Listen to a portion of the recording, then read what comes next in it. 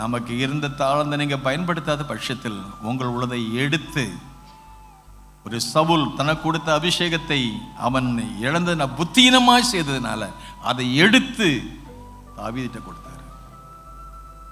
நம்ம கொடுத்த தாளந்துகளை பயன்படுத்துவோம். ஆண்டவர் நமக்கு ஒண்ணு இல்லாம இல்லை, தாளந்துகளை நிறைய தந்துக்கிறார். we have a potential, we have anointing, we have power of the Holy Spirit. உனக்கு உண்டான வரத்தை அனல் மூட்டி எடுப்பி விடு.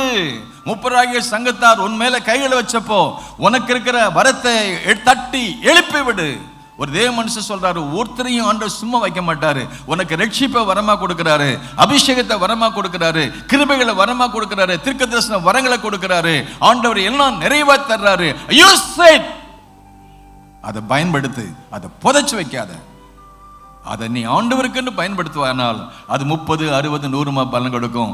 எனக்கு இருக்கிற தாளந்தை பயன்படுத்த ஆவியானவரை அனுகிரகம் பண்ணுங்கன்னு சொல்லி கேட்போம். கர்த்தர் நம்மை ஆசீர்வதிப்பார்.